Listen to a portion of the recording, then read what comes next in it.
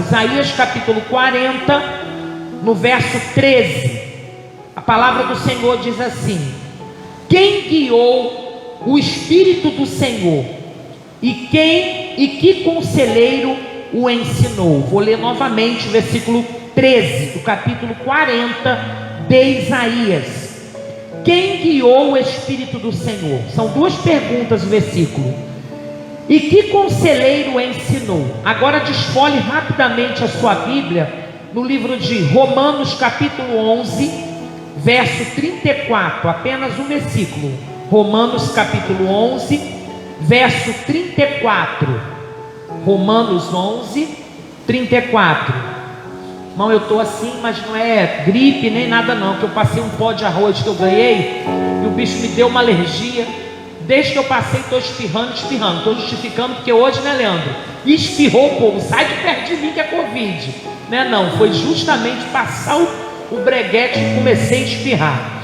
Romanos capítulo 11, 34, diz assim: porque quem compreendeu o intento do Senhor, ou a intenção do Senhor, ou quem foi o seu conselheiro? Vou repetir: quem compreendeu o intento do Senhor, ou quem foi o seu conselheiro? Ainda de pé, abra sua Bíblia em 1 Coríntios, no capítulo 2, verso 16. 1 Coríntios 2, 16.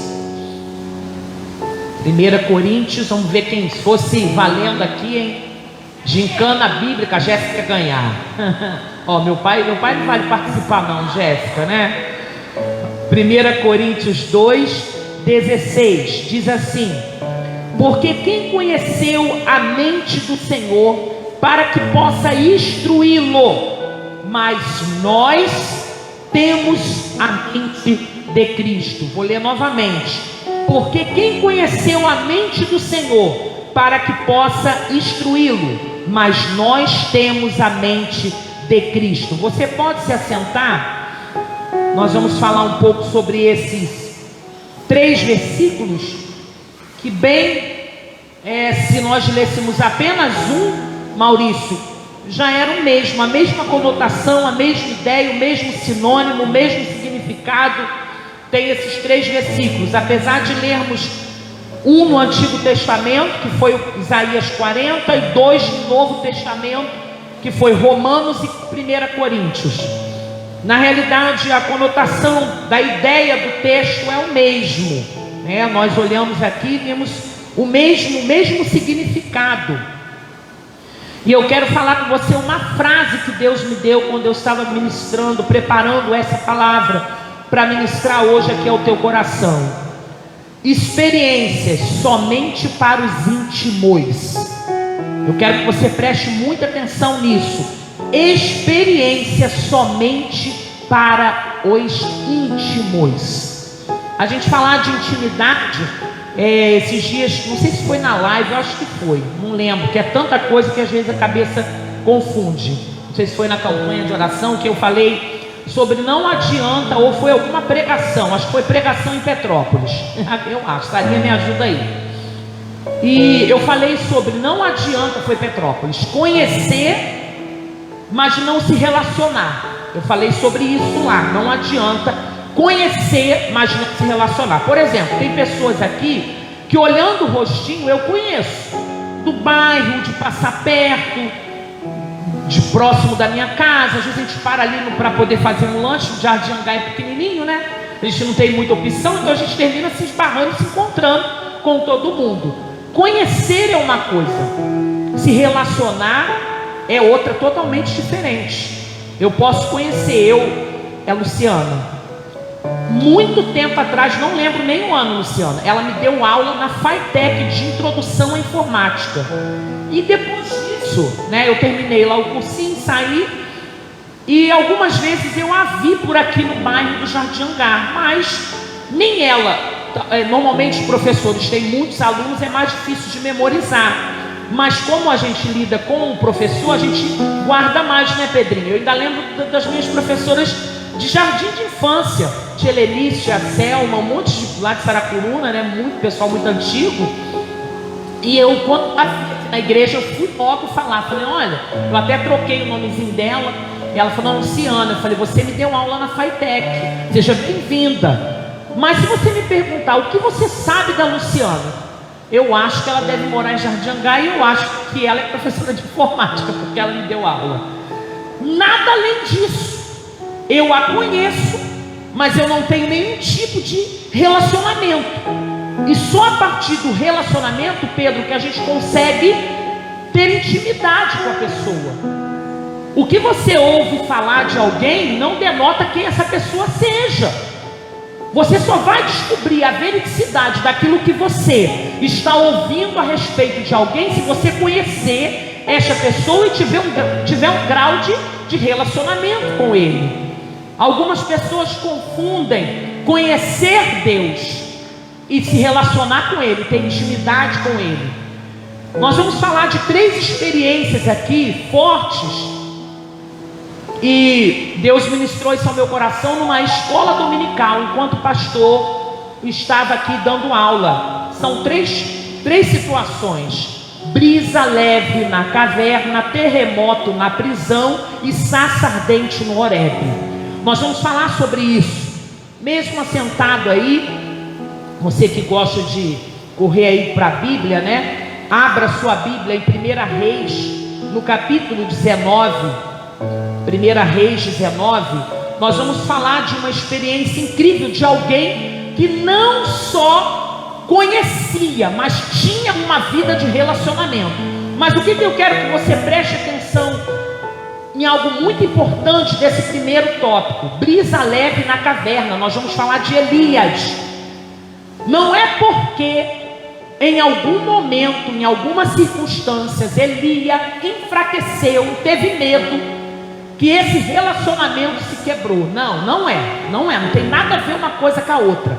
Você pode ter entrado aqui hoje e esteja até um pouco distante, sem caminhar durante muito tempo. Talvez você enfraqueceu por algum motivo, mas isso não quer dizer que o que você teve de relacionamento com Deus não te faça íntimo dele.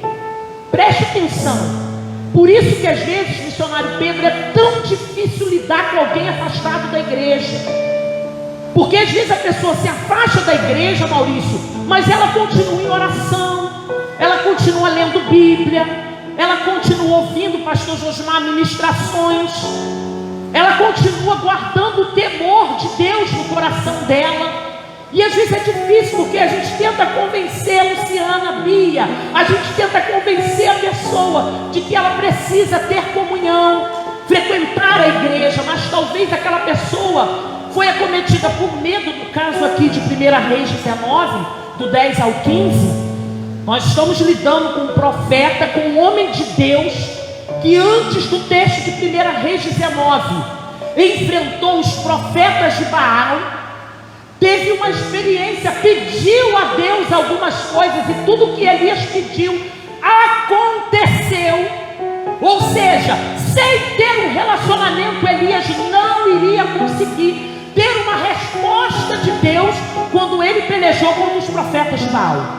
Nós não estamos falando de alguém que não era íntimo de Deus, mas alguém que pelas circunstâncias da vida, ele foi amedrontado, enfrentou dificuldades pessoais, e a opção de Elias, Gabriel, foi entrar numa caverna e ficar lá. Eu acredito, a Bíblia não diz isso, não vai dizer e nem diz, eu que penso, uma hipótese da minha cabeça, que entre fazer Deus passar vergonha, entre duvidar da capacidade, Elias preferiu se isolar, se esconder, para não fazer Deus, o nome de Deus, ser envergonhado. Mas isso não significava que Elias não mantinha com ele relacionamento. Não, irmão, não. As circunstâncias, eu quero falar isso com você. 1 Reis 19, do versículo 10 ao 15, eu vou ler bem rapidinho aqui para a gente ganhar tempo.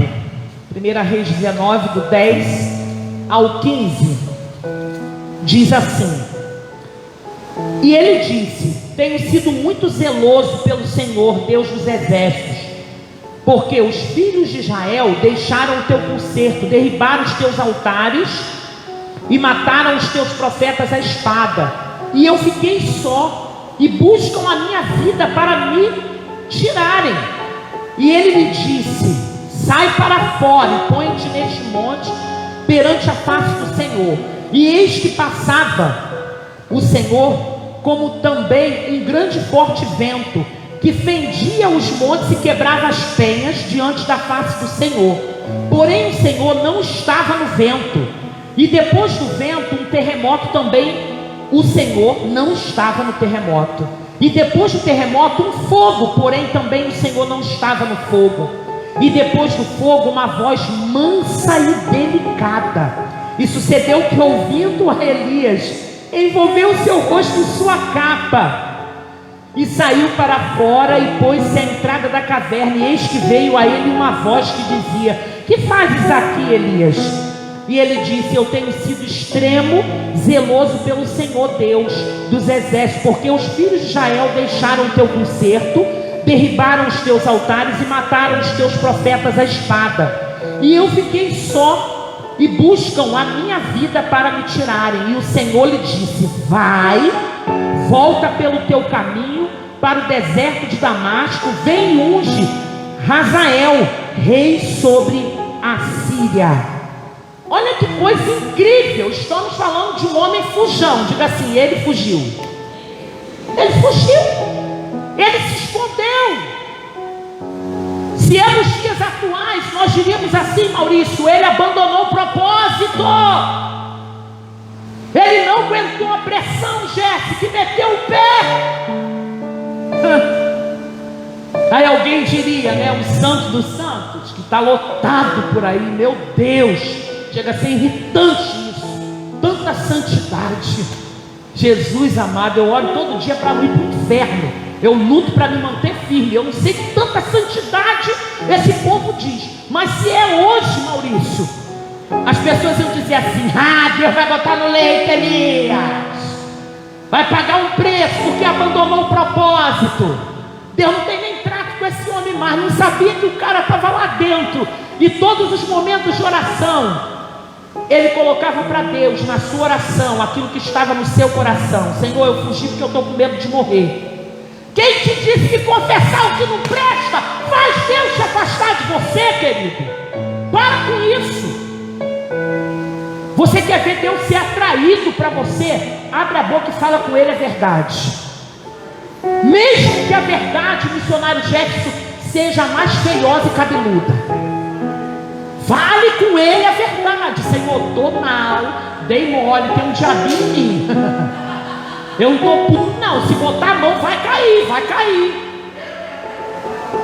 Por que, querido, que Deus se atraiu para Davi, se atraiu para Elias, para tantos outros, não vou citar aqui na Bíblia, mas que sempre jogou limpo, sabe? Sabe o que Deus está te pedindo nessa noite? Não é para você ser movido de coragem.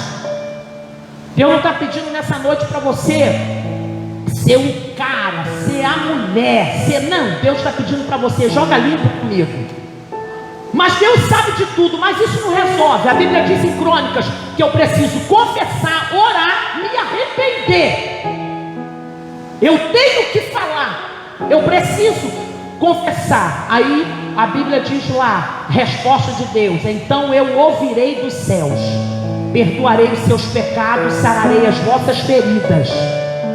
É só isso que você tem que fazer. E eu lendo sobre esse texto de 1 Reis 19, 10, 15, irmão, fui para a internet e comecei, peguei a Bíblia, eu tenho algumas Bíblias de referência bibliográfica, e comecei a ler e falei assim: puxa, por que? Eu queria entender por que Deus não estava no terremoto, nessa situação aqui.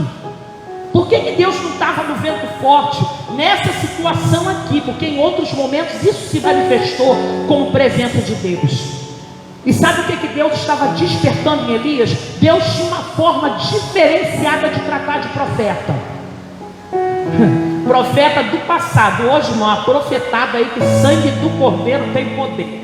Eu tenho evitado fadiga. Eu não vou quase a culto de oração mais, porque eu fico pecando. Jesus, essa profecia não é tua, não. Eu conheço esse indivíduo, da mesma fonte não jorra duas águas. Eu não vou ficar recebendo nada disso não. Então eu não vou mais, pastor, não vou mais. Só quando é um lugar que eu sei, né, mais certinho. Agora esse movimento aí, irmão, não vou não. Não vou, porque depois você pega um dia que você não está bem, tu recebe um troço que vai te fazer mal, e como aquilo como verdade, tu sai de lá perturbado da cabeça, dando lugar para o diabo. Então é melhor você vai orar dentro de casa, pega o hino do Paulo Neto, entra no quarto, fecha a porta, chegou a hora de falar com Deus, pega a Bíblia, faz alguma coisa que vale a pena, que você tenha convicção de que é Deus que vai falar contigo, para você não se meter em laço. Mas no passado, Deus tinha uma peculiaridade para lidar com profetas. Eles eram homens íntimos. Eles tinham um grau de relacionamento com Deus assustador. Por isso que eu digo que é muito pesado a pessoa se intitular profeta. Porque o profeta era alguém muito perto, sabe?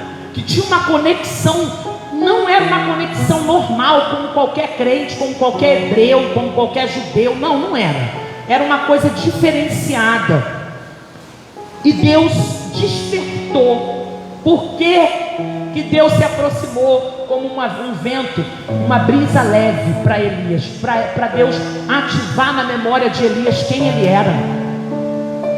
Deus não precisou fazer barulho, chegou de mansinho. E Elias, que não quebrou relacionamento, só estava escondido, Elias conseguiu, Leandro e Michele, identificar a presença do Todo-Poderoso. Você pode ter entrado aqui bonitinho, até dando mole, até no erro, mas se tu é fácil, se tu é escolhido, irmão, você sente Deus. Tu está lá no lugar errado, tu está fazendo besteira, mas o Espírito Santo está assim, e tu fica constrangido. Eu falo que isso já aconteceu comigo. Quem disse que eu sou santo? Isso já aconteceu na minha vida. 45 anos de evangelho. Como que não vai acontecer? Eu já vacilei muito, gente. Eu já vivi também, vivo até hoje debaixo da misericórdia de Deus, que é a causa de não sermos consumidos. Eu vivo nela. Não se iluda não.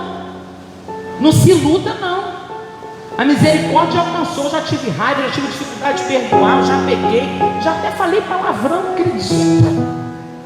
Ué, depois que você está no carro, consegue ver, mas eu já tive 16, 15, eu já tive, hoje não, né? Hoje eu não consigo me imaginar, Leandro, falando palavrão, mas eu já falei, eu já menti. Vamos confessar? Fique de pé e confesse teu pecado. Eu não sou diferente de ninguém aqui não. Eu já falei, não vou na cara da fulana, eu já falei. Eu já tive vontade de botar o pé na frente para alguém cair, isso tudo, gente. Eu já briguei no colégio e bati muito na garota, porque eu cansei de apanhar. Um dia eu virei, eu vou bater, hoje eu vou bater. Bati. Isso é errado. Isso tudo é errado. Mas mesmo que você tenha entrado aqui num nível de Elias, sabe, amedrontado, Elias não estava ali para afrontar Deus. Elias estava ali porque ele não se enxergava mais competente para exercer a função que havia sido delegada a ele. E ele se escondeu, Ju, ele se escondeu. Aí Deus podia ter feito outras coisas, mas Deus reativou a memória de Elias, fazendo como? Eu vou falar contigo como eu falava antes da caverna.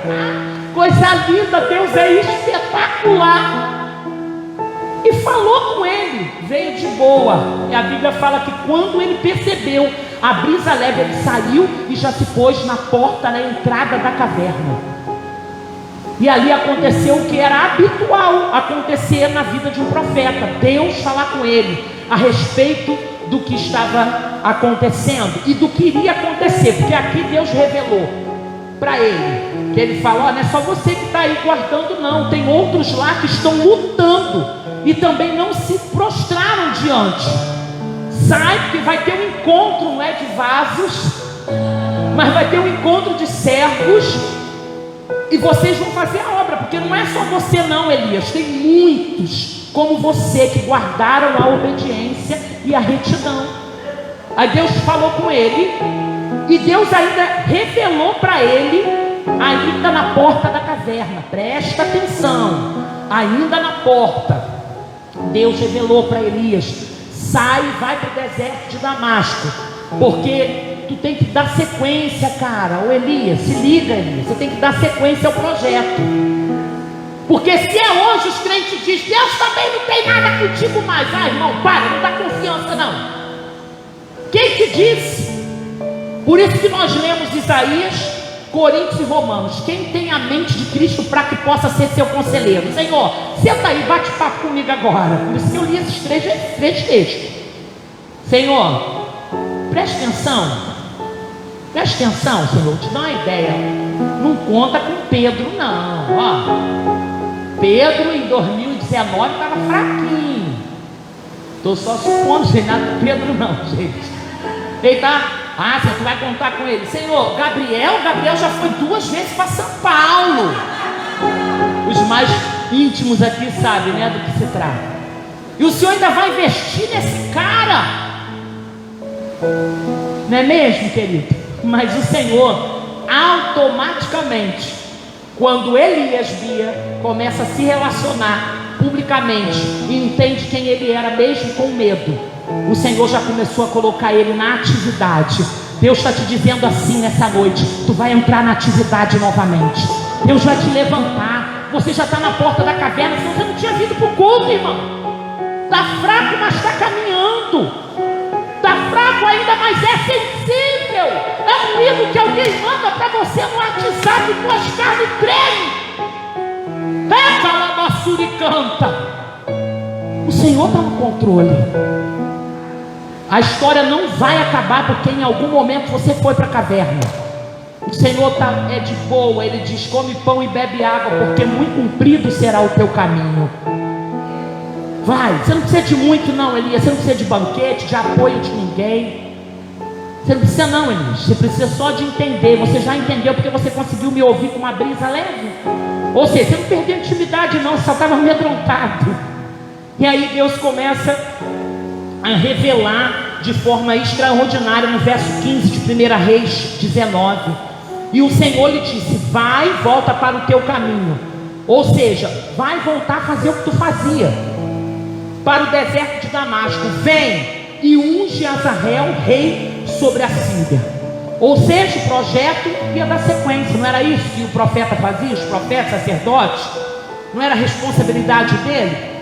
Talvez se alguém tirasse uma foto de Elias chorando e pedindo para morrer, Elias pediu para morrer, alguém diria: acabou o projeto, acabou a história. O cara fraquejou. Fala sério, depois de Deus ter manifestado, não é assim não? Pô, foi tão usado.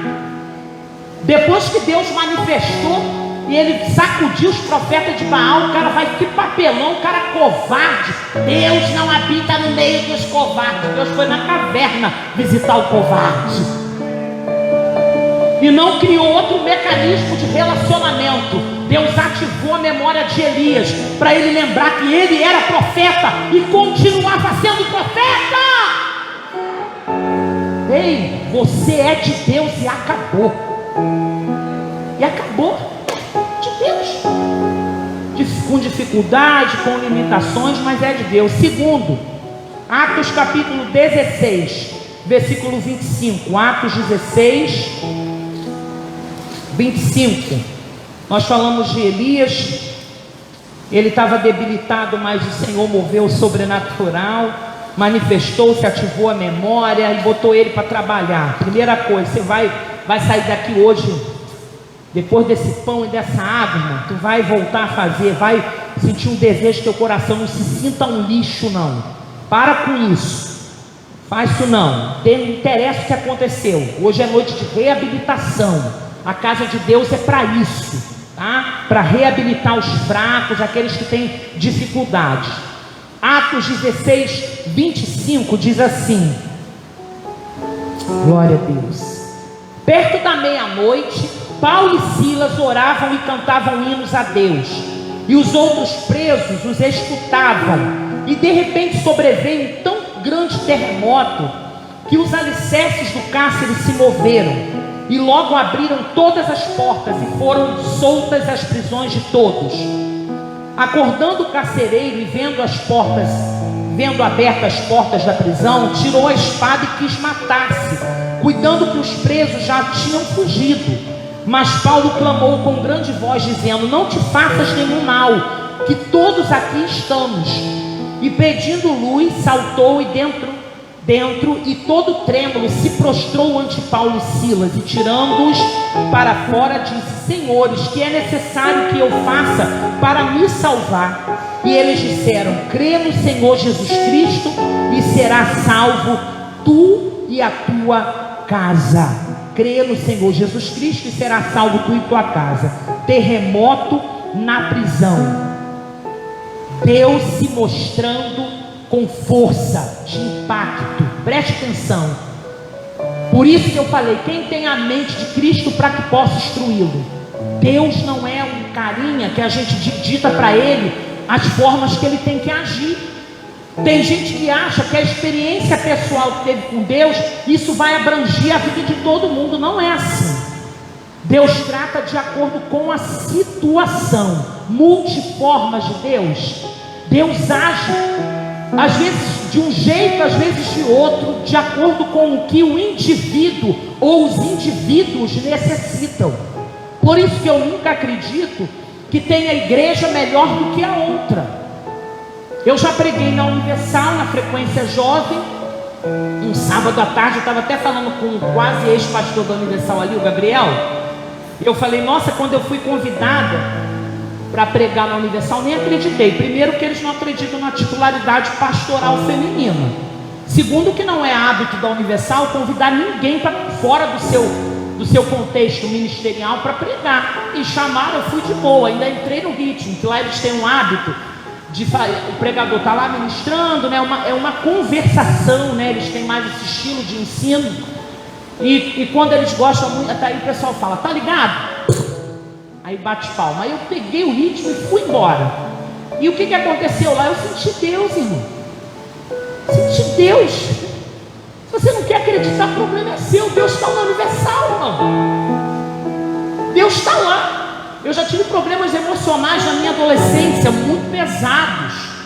E eu tinha um casal de amigos que foram embora para a Bahia. Os dois hoje são líderes, né? Ele é pastor da Universal. Eram Vanus e Márcio. Não sei se meu pai lembra deles.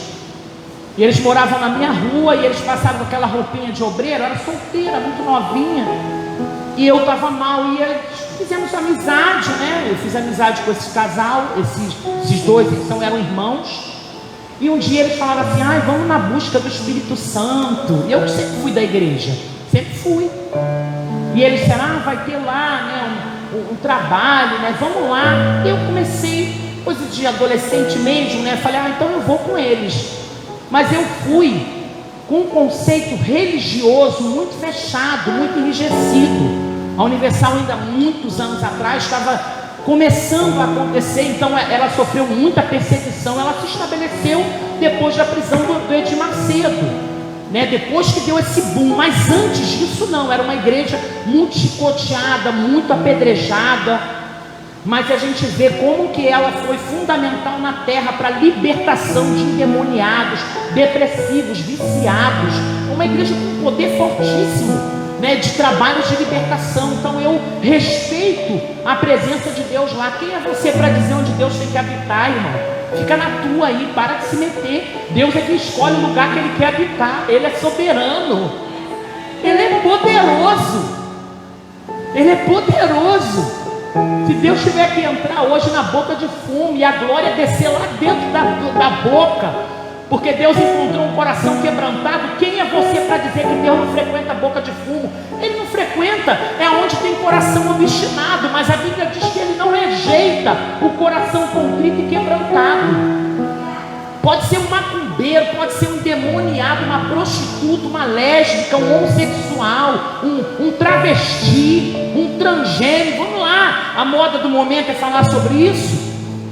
Pode ser, se ele fizer uma oração. Eu estou com um aí participando da minha campanha de oração. Ele quer vir, mas tem vergonha. Eu falei: não tem isso não, pode vir. Eu oro por você e clamo ao Senhor para que Deus mude a tua história. Bom, eu falo, o pessoal me apelidou aí Joelma, porque Eles alegres gostam muito de mim. Porque, irmão, se ele abrir o coração, ainda que seja no último momento, Deus muda a história dele. A gente tem um caso de 20 anos atrás, um homem que na época chegou lá na garagem, os mais antigos lembram, Valtinho, né? Um cara de 2 metros de altura, mas era homossexual, tinha namorado. E foi para um retiro. Muitas pessoas criticaram porque a gente levou ele para o retiro de carnaval. E quando chegou no retiro, houve uma manifestação demoníaca lá. Ele se manifestou e foi difícil lidar. Foi uma guerra espiritual horrorosa, vocês não têm noção. Eu sempre guardei na memória o que eu presenciei dentro daquele retiro, ali em Angra dos Reis. Mas aquele homem caiu endemoniado, falando fino e cheio de trejeito. Quando ele levantou, ele disse: o que aconteceu aqui? Irmão, eu vi. Quem estava lá nesse retiro, levanta a mão. Ainda bem que tem gente da antiga aqui. E sabe quem é esse homem hoje? O pastor. Ele nunca mais retrocedeu. 20 anos depois, casou, teve 3 filhas. E eu fui subir um monte, tinha algumas pessoas comigo no monte do azeite. Ele me encontrou no monte e veio aquele homão grande chorando igual a criança. Eu tenho uma história com essa mulher, irmão, eu tive vontade de girar ali naquele monte. Porque o Deus que eu sirvo, ele se apresenta do jeito que ele quer. Ele se apresenta do jeito que ele quer, irmão. Do jeito que ele quer. Não se mete. Caverna, brisa leve. Brisão, terremoto. Eu acho que era uma característica de Paulo, Michele. Porque a gente sabe, a conversão do Paulo foi também uma manifestação de força e impacto. O cara ficou cego, veio as escamas. Alguém quis guiar ele. Não, a primeira experiência espiritual de Paulo foi ser guiado à rua direita, à casa de Ananias, e receber uma oração. E alguém pode dizer: não, não é possível. Então, um terremoto aqui na prisão, meia-noite, Paulo e Silas, alguns dizem, né, que estavam amarrados, e a Bíblia diz que eles estavam acorrentados e presos a um tronco com a perna. Então eles não tinham muito o que fazer. Mas impacto. Paulo estava acostumado com o que era pesado. Tem ministério que é mais tranquilo. Tem ministério que só na base do terremoto. Irmão, tem gente falando que não dá com a pastora, não. Tem gente que já é maluquinho igual a Claudinha, né? Os juninhos ficam doidos. Pastora, você está vendo demônio? Conta pra gente aí. Eles gostam, né? A Cláudia então se amarra. Eu estava sentado ali no Malabim lanchando. Aí tem um indivíduo aqui no Jardim Angá, que aquilo ali é endemoniado de gadareno. Aquilo ali é endemoniado, é legião de demônio. Não é loucura, não. Aquilo é demônio. Um que usa os dreads no cabelo, até novo, bem magrinho. E eu sentei, e ele passando ali em frente ao Malabim, na calçada do CIEP, e eu sentada de frente. Aí ele passou ali, ele é muito educado, tá? Ele fala, ele é uma pessoa inteligente. E ele parou. Que ele parou, ele veio para atravessar a rua e para o Malabim comprar um lanche. Ele sempre compra um lanche lá. Que ele chegou na minha direção, ele voltou. Aí ele voltou, aí ficou assim, ó, na minha frente.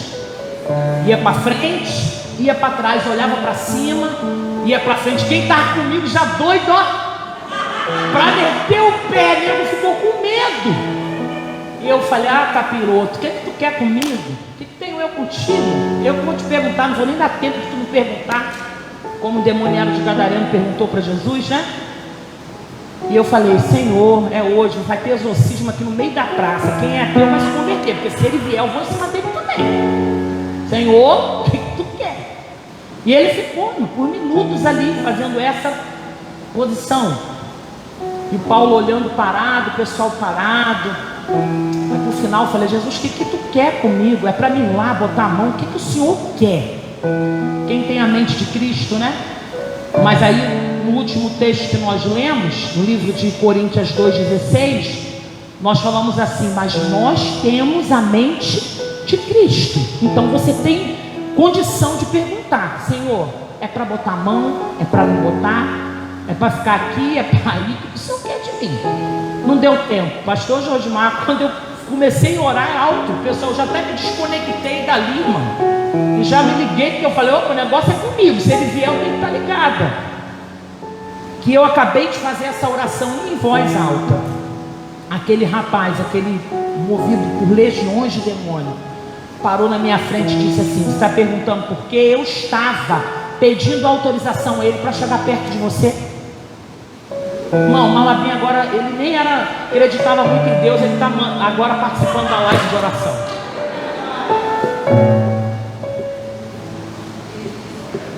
Por que eu estou te dizendo isso? Porque, querido, tem ministério que vai ser só na base do terremoto. Eu não sei qual o teu chamado, o que Deus tem para a tua vida, mas eu sei de uma coisa: se Ele tiver que fazer o terremoto acontecer, para quem está à tua volta ser alcançado, pode se preparar, porque vai tremer a terra. Deus vai fazer alguma coisa, Ele vai fazer. Você não tem que querer sair na mão, tomar decisões precipitadas, não tem que fazer nada disso. Você tem que simplesmente fazer a tua parte. O que Paulo e Silas estavam fazendo? Cantando e orando à meia-noite. E quando deu meia-noite, houve um terremoto na prisão. Por quê? Porque era só plano de Deus mostrar o terremoto, não, salvar todos que estavam lá. Tem coisas fortes, Jefferson, que vai acontecer em Magé, porque tem pessoas que só conseguem, Coca, ser impactado na base do terremoto, Juliano. Se soprar brisa leve, não tem intimidade, não vive uma vida de relacionamento, então não vai nem perceber a presença de Deus, Luciana, não vai nem perceber. Aí sabe o que Deus faz? Né? Eu adoro, né? Treme logo a terra, sacode logo o troço, quebra logo as correntes. Aí a pessoa fala: não, é verdade, Deus te usou para mim. Quem já passou essa experiência sabe o que eu estou falando, né? Não é possível, só Deus podia fazer isso. Não tem como, eu quero aceitar Jesus, porque isso não é normal, não. Eu já ouvi várias vezes essa frase. Eu quero dizer que Deus não se limita ao conselho humano. Eu acho que Deus não faria isso, de achar morrer um burro e de, minha filha, se achar fosse fácil, né? Quantos conselhos eu acho que você deve fazer, eu acho, não, eu não, negócio de achar não direciona a gente para lugar nenhum. Deus não acha, Deus sabe, Deus faz, Deus é, Deus pode, Deus quer, Deus diz, Deus manda, Deus mata, Deus faz viver, Deus liberta, Deus fala para o espírito mal entrar. Deus é Deus. Então a gente não pode se meter no que Deus está tratando com aquele irmão, com aquele indivíduo, com aquela pessoa. Fica na sua, faz só o teu. Paulo e Silas, coração aberto, fizeram, e mais uma vez o poder do impacto da presença de Deus se manifestou através deles. E eu quero encerrar pedindo para você abrir a sua Bíblia em Êxodo capítulo 3. Êxodo capítulo 3, uma das coisas mais lindas e que eu já tive experiência com Deus. Êxodo capítulo 3, versículo 1. Êxodo 3, 1.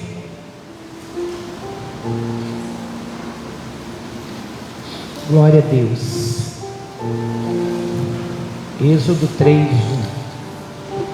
Diz assim: e apacentava Moisés o rebanho de Jetro, seu sogro, sacerdote em Midian, e levou o rebanho atrás do deserto e veio ao monte de Deus, a Horebe. E apareceu-lhe o anjo do Senhor em uma chama de fogo no meio de uma sarça, e olhou, e eis que a sarça ardia no fogo, e a sarça não se consumia. E Moisés disse: agora me virarei para lá e verei esta grande visão, porque a sarça não se queima. E vendo o Senhor que se virara para lá ver, bradou Deus a ele no meio da sarça e disse: Moisés, Moisés. E ele disse: eis-me aqui. E disse: não te chegues para cá, tire os teus sapatos de teus pés, porque o lugar em que tu estás é terra santa. Sarça ardente no Horebe. O que eu entendo que gerou? Tudo que Deus te mostra, eu quero que você preste muita atenção nesse último tópico. tem um propósito, Pedro. Nada do que Deus faz é simplesmente, Felipe, para tirar onda, sabe? Não, para com isso. É um tal de gente falar, eu vi fogo aqui, eu vi anjo ali, eu vi labareda ali. Eu não consigo achar que Deus vai ficar perdendo tempo de abrir a tua visão para mostrar foguinho, mostrar labareda, sem propósito, sem finalidade, sabe? Sem que aquilo ali não faça parte de um projeto. Quando Moisés, ele se viu, e assim, Deus usa situações que são significativas, para que haja entendimento. Quando eu estudei esse texto de Êxodo 3, eu li do 1 ao 4, depois li também do 17 em diante, que confirma aí esse texto. Eu falei assim, poxa, tudo que Deus mostra a alguém na Bíblia tem uma finalidade. E outra coisa, tem uma cumplicidade. São coisas que você consegue identificar. Falamos de 1 Reis 19, de Elias, da brisa leve. Profetas se relacionavam assim, conseguiam ouvir de forma bem minuciosa o silêncio de Deus. Falamos de Paulo e Silas, que estavam acostumados com coisas de impacto, com forças extraordinárias, manifestações, como Paulo na ilha de Malta, que a serpente, a víbora picou, e todos olharam, vai inchar, já percebeu que era uma característica ministerial de Paulo, viver coisas de força, e toda vez que isso acontecia, havia salvação por onde Paulo passava. A ilha inteira de nativos, diz a Bíblia, inclusive o seu principal da ilha, se converteu. E ali, qual era o projeto? Que Paulo desse sequência à viagem. E ele teve seu barco, ou foi revitalizado, ou ele ganhou um outro barco, e teve um monte de suprimento. Ou seja, está vendo que toda manifestação de Deus tem uma finalidade. Toda manifestação, Deus não vai ficar se manifestando para estar no tempo, ele se manifesta, eu tenho autoridade. Pode ir parando. Toda manifestação de Deus tem uma finalidade. Para de ficar achando que Deus, ao seu bel prazer, vai ficar se revelando para você porque você é legal. Pode ir parando. Finalidade, propósito. E eu, estudando sobre a sarça, cheguei aqui. Para os hebreus, a acácia era uma árvore, uma madeira muito significativa, Pedro. E a árvore que pegou fogo foi uma acácia. Quando Moisés viu, Juliana, aquela acácia, a sarça pegando ali, sabe? O fogo não se consumindo. Obviamente, imediatamente, Jéssica e John, Moisés falou, opa, Deus quer fazer alguma coisa, quer falar alguma coisa. Porque se você estudar de que madeira era feita os móveis do templo, de que madeira foi feita a arca que representava a presença de Deus? De acácia. Então você começa a pensar, eita, Deus usa situações significativas para pessoas conseguirem identificar, eita, olha, eita, tem alguma... Eu sou assim, irmão. Quando eu sinto os negócios, pastor Josmar e Manéia, eu falo, eita, Deus quer falar comigo. Porque Ele sempre usa situações significativas para mim, para que eu possa entender por quê. Quem tem a mente de Cristo para que possa instruí-lo? Ninguém. Mas aí Ele quer que a gente entenda algumas coisas que estão na mente dele, missionário Jefferson. Então Ele faz o quê? Cria situações significativas para que eu e você entendamos o propósito. Por isso que tem coisas que você, Ju, não pode compartilhar com a minha amiga aqui que enfiou o cotonete no meu nariz. É ela que é culpada do meu PCR, pensando que deu positivo. Mas eu estou curada, graças a Deus. Espero não ter que ir lá para vocês fazer de novo, tá? Tem coisas que não adianta ela compartilhar com você e nem você com ela. Por quê? Deus está usando para Ju coisas significativas, mas ela está entendendo que de alguma maneira Deus está sinalizando para ela algo. Para de perder tempo, irmão. Tem coisas que Deus trata comigo que eu não compartilho, não falo, não adianta. Primeiro que vão me chamar de maluca, não vão entender, ou vão dizer assim, né? A santidade do século 21 está querendo se mostrar, está querendo aparecer. Uma vez eu ouvi de uma pregadora aí, eu fui a um evento, e essa pregadora, eu cheguei e eu encanou naquele evento, Michele, de eu conhecer muita gente que estava lá no evento, muita gente.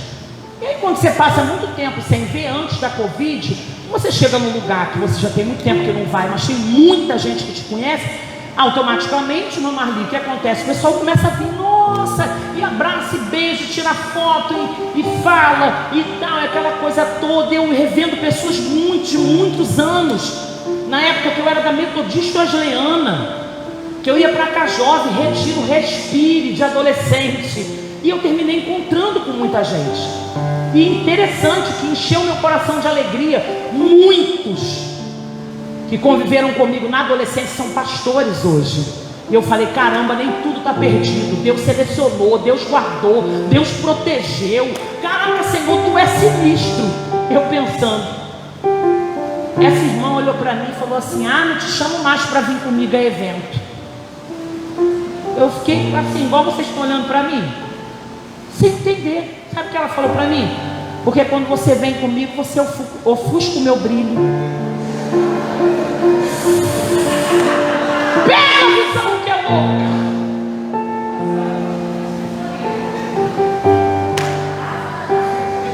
Aí eu falei, Ju, é tu, Satanás. Só podia ser, irmão, não estou nem aí para brilho, para nada. Eu não estava nem pensando em nada espiritual ali. Pastora, por que você está falando isso? Irmão, se tiver alguém do seu lado incomodado com as coisas significativas que Deus está agindo, vou te dar uma ideia, sai de perto. Por inveja, Jesus foi traído. Essa pessoa vai fazer de tudo, se liga no projeto, para poder puxar o teu tapete.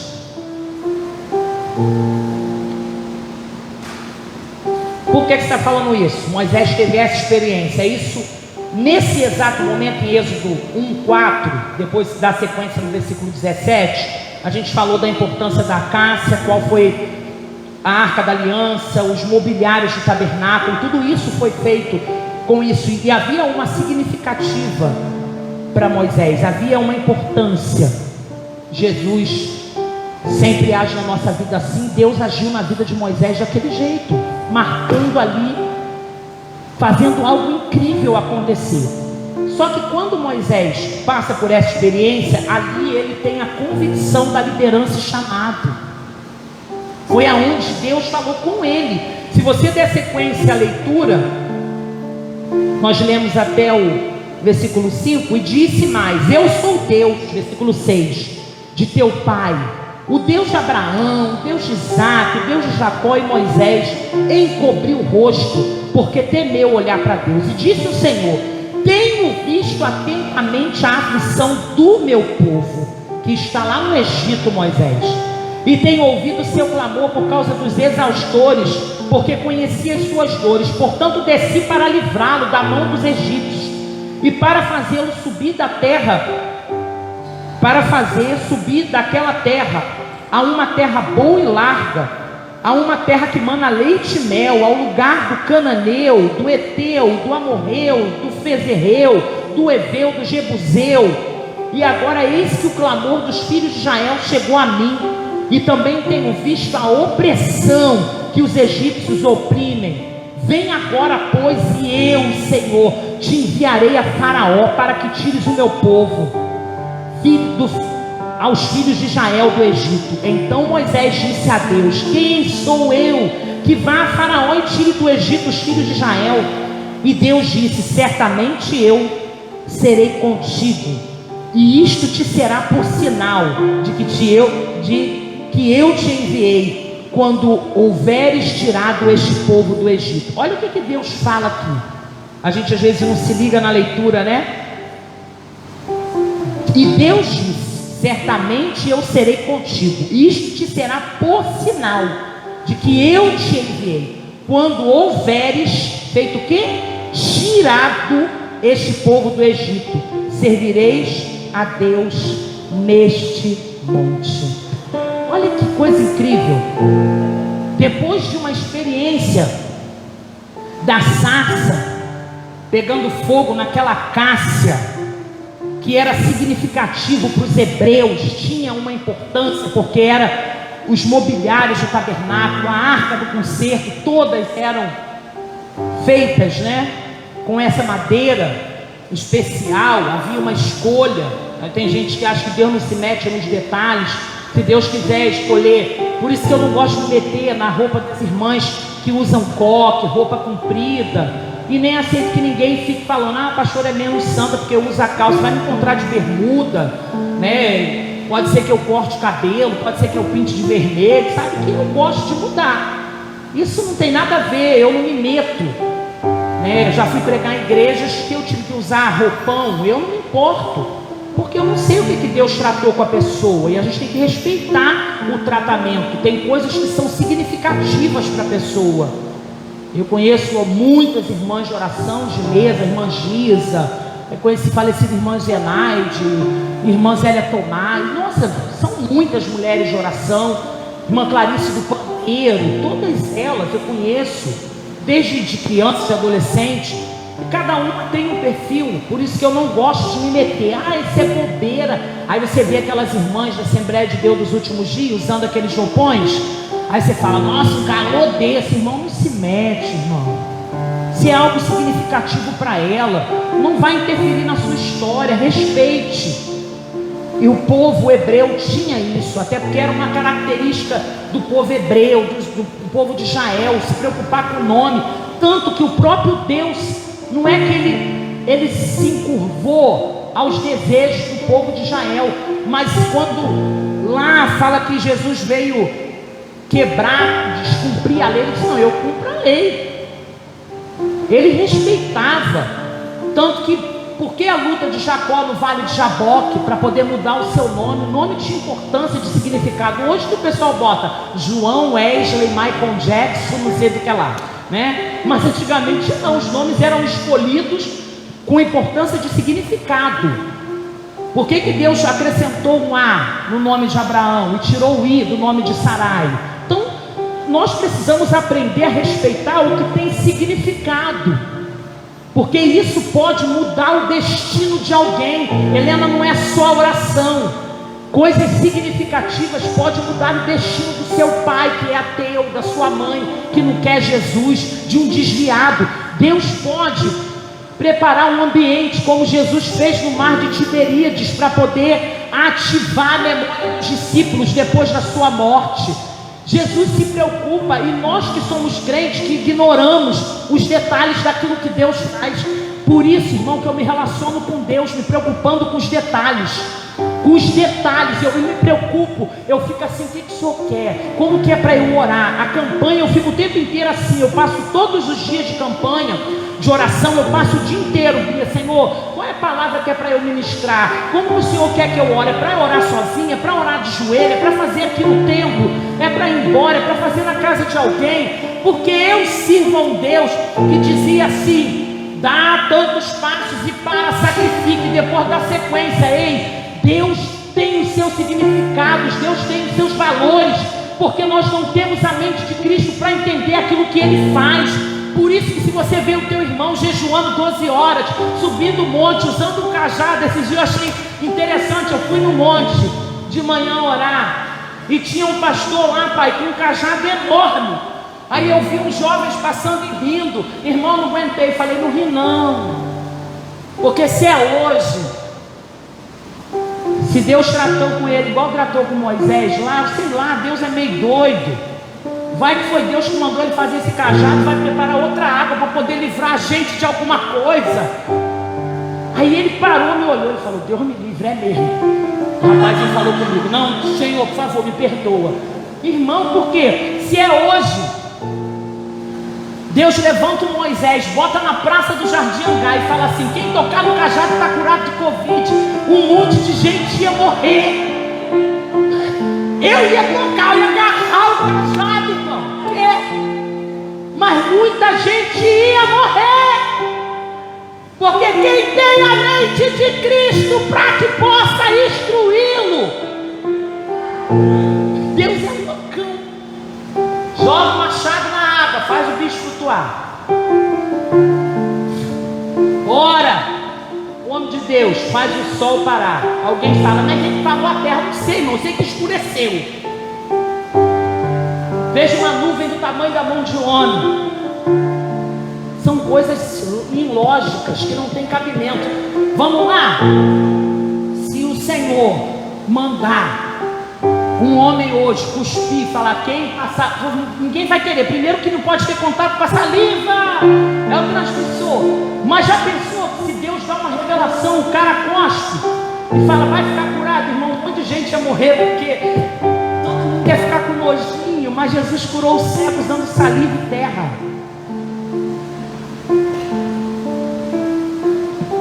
Se é hoje, houve aquele assalto lá na cerimônia fúnebre, o corpo do profeta, Castão lá, o esquife, pulou dentro da cova, o homem saiu vivo.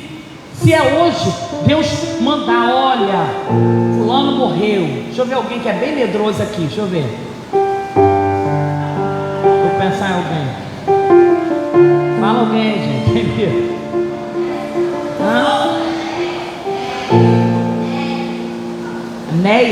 Aneia. Aí Deus morre uma pastora. Digamos que eu morra.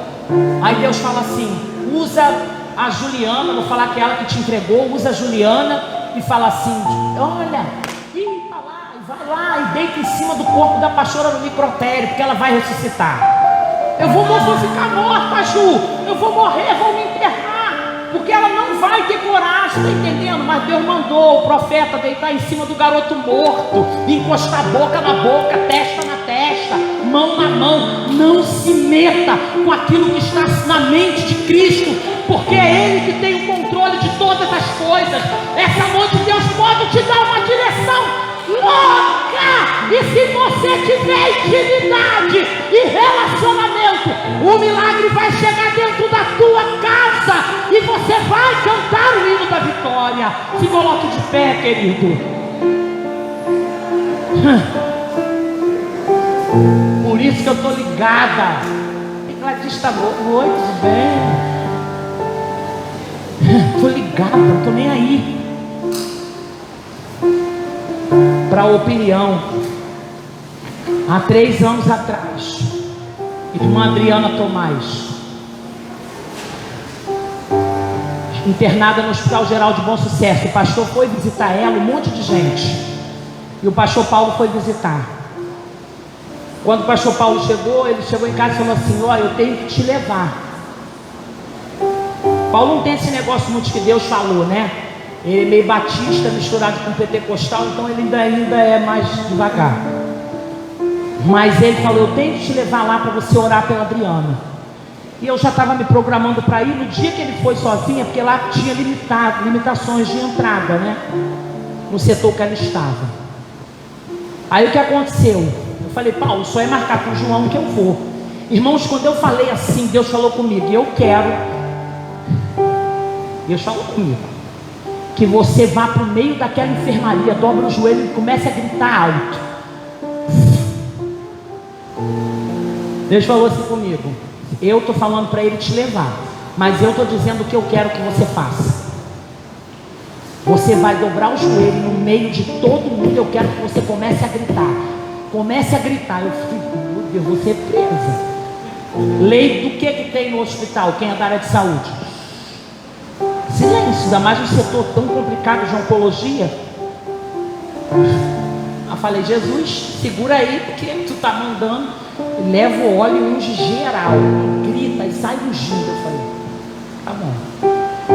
Cheguei, falei, eu não vou falar nada não, porque o Paulo vai ficar assustado, todo mundo. Eu vou chegar de sapatinho, enfiei o óleo no bolso. Aí cheguei lá, tirei foto, orei, pastor Josmar pela Adriana, né? Falei com todo mundo que quem tem hábito de fazer visita em hospital, e eu sempre fiz, desde nova. Então você não consegue ir orar por alguém e não orar por todo mundo. Eu já saí, oi, tudo bem, quer oração? Quer oração? Quer oração? E a gente vai orando. Aí o Senhor falou comigo assim, olha, eu te mandei dobrar o joelho e gritar no meio de todo mundo. Falei, Paulo, vou fazer um negócio aqui, tá? Adriana, olha gente, vou fazer um negócio, irmão. Eu dobrei o joelho no meio da enfermaria e comecei, Senhor! Quem estava ali, irmão, em coma, acordou. Senhor, Tu é Deus ontem, Tu é Deus. Olhando para mim, Adriana, e eu, Senhor, Tu mandou eu orar assim. Eu não sei porquê, mas Tu sabe. Mas ali gritei, orei, gritei dentro do hospital. Toda hora chegava naquelas portas, né? Eu olhava e voltava. Sabe por que eu estou falando isso? Acho que 2 semanas depois, aquele líquido verde, que já estava mais de 25 dias saindo de dentro da Adriana, parou de sair. E a Adriana teve alta e nunca mais voltou, irmão. Quem tem, eu sei lá por que Deus quis que eu gritasse. Até hoje Ele não me explicou. E eu tenho um certo medinho de querer ficar perguntando as coisas para Deus e Ele me dá um fora. Então eu prefiro só obedecer. Talvez você hoje vai receber uma direção de Deus. Não queira harmonia, não queira entendimento. Faz o que Deus te mandar fazer, porque Deus vai tratar com aquilo que tem importância e significado para você. Ele sabia como tratava com Elias, soube como tratou com Paulo e Silas, e soube como tratou com Moisés, fazendo a acácia pegar fogo e a sarça não se consumir. E a partir daquele momento, um homem entendeu que era Deus que estava mandando ele ir. E Deus falou aqui em Êxodo: Tu vai tirar o meu povo. Quando você olhar e ver o povo que você tirara do Egito, ou seja, ele já foi com uma palavra de libertação, de um jeito ou de outro ele ia tirar o povo do Egito. Aí a gente sabe que foram as 10 pragas, tudo que Deus fez, mas tudo que da boca de Deus é dito há de se cumprir, mesmo que seja debaixo de coisas insanas, loucas. A Bíblia fala, se vão te chamar de nécio, de louco, façam isso sem razão. Se você está em paz, que é Deus que mandou, pouco importa a opinião dos outros, pouco importa. Faça o que Deus está mandando, obedeça, porque tem milagre de Deus para a sua vida. Pai, eu quero entregar o teu povo em tuas mãos, Senhor, em nome de Jesus. Que esta palavra seja libertadora, que aqueles que estão como Elias na caverna, hoje eu tenho certeza que foram sensibilizados por uma brisa leve, que seja uma pregação simples, sem muito rebuscar, sem muita letra, mas se o teu Espírito alcançou, que essas pessoas saiam daqui convictas de que elas são parte de um projeto que ainda não se totalizou e vai se cumprir para a glória do teu nome. Senhor, se há uma necessidade dessa pessoa vencer essa guerra debaixo de um pacto, como foi Paulo e Silas na prisão, se o Senhor tiver que tremer a terra, fazer um sinal extraordinário acontecer, para que a vitória chegue na vida dessa pessoa, nós te damos liberdade para que tu faça. Pai, se o Senhor quer trazer algo que seja importante, que tenha um significado íntimo, como o Senhor fez a sarça se queimar ali no Horebe, Senhor, e a partir daquele momento o Senhor deu o espírito de liderança, de libertador de Israel, Senhor, a Moisés. Faça isso, Senhor. Se alguém precisa disso aqui, que o Senhor faça acontecer, e que possamos em Ti confiar e acreditarmos que aquilo que o Senhor faz é bom, perfeito e agradável. Resgata, Senhor, a nossa essência, a autoridade, a presença, o relacionamento, a intimidade, para que juntos, ó Pai, possamos viver os projetos e os sonhos do Teu coração. É o que eu profetizo nessa noite sobre a Tua igreja, sobre cada pessoa da live, Senhor, do Instagram, do Face da igreja. Alcança cada família, perto, longe, visita, Senhor. É o que nós pedimos e te agradecemos em nome de Jesus. Amém e amém.